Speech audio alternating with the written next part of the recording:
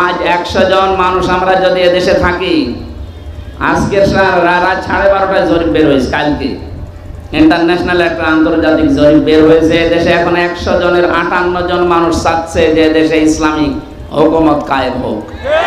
মানুষের ভেতরে একটা পরিবর্তন এসে গেছে, দল মত নির্বিশেষে এটা আমরা সবাই চাচ্ছি। হ্যাঁ, অনেকে মনে করেন যদি ইসলাম এসে যায় তাহলে আমি যে ডাল খাই, কি হবে ডাল খাওয়া? আমি যে একটু লাল পানি খাই মাঝে মাঝে, একটু আকিস বিড়ি খাই, কি হবে এটা? হ্যাঁ, কি হবে শোনে, এনাদের হচ্ছে আজিজ বিড়ি আর আমি থাকি আকিস বিড়ি।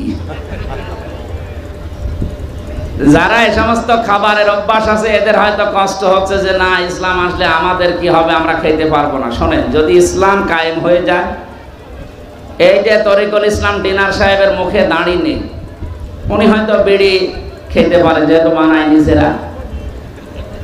উনি যদি এখন মসজিদে প্রবেশ করে, মসজিদ আল্লাহর ঘর, কার ঘর? আমি ওনার বাবা মার কবর দেখতে গিয়েছিলাম, পাশে দেখলাম একটা মসজিদ, আর একটা মসজিদ ওনারা বানাচ্ছে। যত মানুষ ওখানে সেজদা দেবে কিয়ামত পর্যন্ত, সওয়াবগুলো আল্লাহ তার মা বাবা দাদা দাদির কবরে যেন পৌঁছিয়ে দেয়।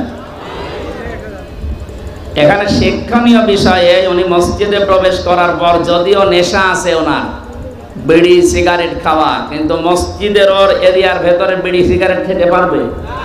বলেন বলেন, কেন? পরিবেশটা এরকম, পুরাটা জায়গা আল্লাহ রহমত দিয়ে ঢেকে রেখেছেন। আল্লাহুম্মা আফতাহ লি আবওয়াবা রাহমাতিক, এটা বলা হয় না যে আল্লাহ তোমার রহমতের দরজা সব খুলে দাও?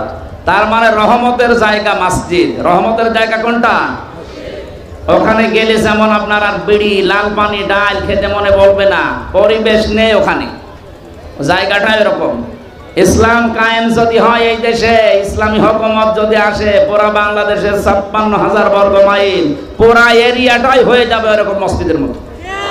আপনার তখন মনে যাবে না যে একটু ডাল খাই, একটু বাবা খাই, না, আপনার মনই আসবে না।